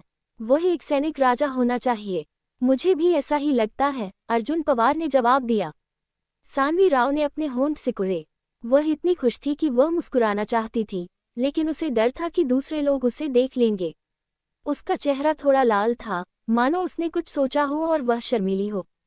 ये देखकर कुणाल यादव ने सानवी राव को चिढ़ाते हुए कहा, सानवी, क्या बात है? क्या आपको हमारे माधव से प्यार हो गया है? चिंता मत करो, माधव तुम्हारा है। कोई भी उसे तुमसे नहीं छीन सकता। यदि कोई भी आपसे लड़ने की हिम्मत करेगा तो मैं उसे मार डालूंगा, चाहे मुझे अपनी जान ही क्यों न देनी पड़े। सान्वी राव का चेहरा फिर से लाल हो गया जब कुणाल यादव ने उसके विचारों को देखा। उसने कहा, भाड़ में जाओ कुणाल, उसके बारे में कौन सोच रहा है। मैं सोच रही थी कि हमारे रेस्तरां में इन दिनों ज्यादा कारोबार नहीं हुआ है। हमारे पास ज्यादा पैसे नहीं बचे हैं।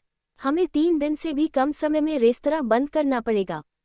हाँ, कुणाल यादव ये सुनकर चुप हो गया। ये बात तो सही प्रतीत हुई। जब से उन्हें रोहन मालिक के नकली गोश्त को खरीदने के लिए धोखा दिया गया था, तब से रेस्तरां मूल रूप से व्यवसाय से बाहर हो गया था। सामान्य रूप से काम करना भी थोड़ा मुश्किल था। इसके अलावा किराया देने का समय भी आ गया था। एक पल के लिए अर्जुन पवार और अन्य लोग चुप हो गए। इस समय सान्वी राव ने अपने होठों को सिकुड़ते हुए कहा, मैंने पहले ही इसके बारे में सोच लिया है। पास में एक कपड़े की फैक्ट्री है। मैं कल वहां काम करने जाऊंगी। तुम तीनों कोई रास्ता सोच सकते हो। देखो कि क्या कोई और रास्ता है। हमारा रेस्तरां बंद नहीं हो सकता। अगर यह बंद हो गया तो हम फिर से बेघर हो जाएंगे। नहीं, हम निश्चित रूप से तुम्हारे जैसी लड़की को काम करने के लिए बाहर नहीं जाने दे सकते। अर्जुन पवार ने सीधे तौर पर मना कर दिया। उन्होंने एक क्षण सोचा और कहा, यहाँ से कुछ ही दूरी पर एक निर्माण स्थल है। वे अस्थायी श्रमिकों को काम पर रख रहे हैं। कुणाल और मैं जब खाली होते हैं तो सीमेंट और ईंटें ढोने जाते हैं। हम प्रतिदिन 1 से 200 रुपये कमा सकते हैं। मैं आपके साथ चलूंगा, नितिन गुप्ता ने कहा। नितिन, नहीं, तुम्हारे पैर घायल हैं, तुम भारी काम नहीं कर सकते। इसके अलावा आप रेस्तरां में शेफ हैं। अगर आप निर्माण स्थल पर जाते हैं तो खाना कौन बनाएगा। तो फिर ये तय हो गया, मैं कुणाल के साथ जाऊंगा। हम आज रात ओवरटाइम काम कर सकते हैं, अर्जुन पवार ने कहा। मैं रेस्तरां का कुछ सोचूंगा। तभी माधव चौहान की आवाज सुनाई दी। उन्होंने पलटकर देखा तो माधव चौहान बाहर से अंदर आ रहा था। माधव चौहान की बातें सुनकर अर्जुन पवार ने पूछा, माधव तुम क्या सोच सकते हो। माधव चौहान मुस्कुराया। उसने अपनी जेब से एक बैंक कार्ड निकाला और उसे टेबल पर रख दिया। मेरे पास अभी भी इस कार्ड में 3000 रुपये हैं। अर्जुन और कुणाल, ये पैसे ले लो और मैंने तुम्हें जो सूची दी है उसके अनुसार सामग्री खरीदो। मैं आज रात खाना बनाऊंगा। आज रात बाजार में हमारी सफलता या विफलता इस पर निर्भर करती है। माधव चौहान मुस्कुराया। बॉस माधव, आप खाना बनाना जानते हैं। सान्वी राव को आश्चर्य हुआ। माधव चौहान ने सिर हिलाया और कहा, मैंने पहले भी कुछ किया है। ये प्रस्तुत करने योग्य होना चाहिए। रेस्तरां का प्रबंधन बदलने की जरूरत है, अन्यथा ये स्थिति बनी रहेगी। उनमें से कुछ लोग चुपचाप माधव चौहान की मेज पर रखे बैंक कार्ड को देख रहे थे। उस समय अर्जुन पवार ने कहा, माधव, हम तुम्हारे पैसे का उपयोग नहीं कर सकते। तुमने इसे बचाने के लिए कड़ी मेहनत की है। हम सभी भाई हैं। भाइयों के बीच पैसे की कोई जरूरत नहीं है, जब तक कि आप मुझे भाई के रूप में न देखें, माधव चौहान ने कहा। दरअसल माधव चौहान सिर्फ एक मिशन पूरा करके बहुत सारा पैसा कमा सकता था। हालांकि वह पैसा सिर्फ एक सांसारिक संपत्ति थी। उसने इसका इस्तेमाल दान के लिए भी किया था और कभी अपना नाम भी नहीं छोड़ा था। उसके लिए हर युद्ध का मैदान पुनर्जन्म का मतलब था। उसे बहुत ज्यादा पैसे की जरूरत नहीं थी, जब तक कि वह खा सके और खुद के कपड़े पहन सके, यही काफी था। वह उनमें से कुछ को अचंभित होकर देखने लगा। माधव चौहान ने अर्जुन पवार और कुणाल यादव के कंधे थपथपाए, फिर नितिन गुप्ता के कंधे थपथपाए। अंत में वह सान्वी राव की ओर मुस्कुराया। माधव चौहान ने आगे कहा, हम सभी अच्छे भाई हैं। चाहे कुछ भी हो जाए, हम साथ मिलकर अच्छे बुरे हालात से निपटेंगे। अनाथालय में भी ऐसा ही था और अब भी ऐसा ही है। मेरे 3000 रुपये ज्यादा नहीं हैं, लेकिन आज रात के लिए ये काफी होंगे। भाइयों के तौर पर हमें मिलकर कड़ी मेहनत करनी होगी। लेकिन माधव, हमें ऐसा लग रहा है कि हम तुम्हें नीचे खींच रहे हैं, नितिन गुप्ता ने अपना सिर नीचे करते हुए कहा। नितिन, इसे दिल पर मत लेना। हम साथ साथ हर अच्छी बुरी परिस्थिति में साथ रहेंगे। हम सभी भाई हैं, सबसे बड़ा भाई। माधव चौहान ने नितिन गुप्ता का हाथ दबाया। कुणाल यादव खड़ा हुआ। उन्होंने भारी स्वर में सिर हिलाया और कहा, ये सही है। हम इसे बाहर नहीं कर सकते। वह हमारा भाई है जो हमारे साथ बड़ा हुआ है। अब जब हमारा भाई वापस आ गया है तो हम साथ साथ कुत्तों की तरह रहेंगे। हाँ, कुत्तों की तरह जियो, अपने परिवार के लिए, ताकि हम सान्वी के लिए एक नई ड्रेस खरीद सकें। अर्जुन पवार खड़ा हुआ और अपना हाथ आगे बढ़ाया। ठीक है, हमारे परिवार के लिए, हमारे परिवार के लिए। कुणाल यादव खड़ा हुआ और अपना हाथ बढ़ाया। नितिन गुप्ता ने खड़े होकर कहा, भविष्य में चाहे जो भी हो, हम सब एक साथ चलेंगे।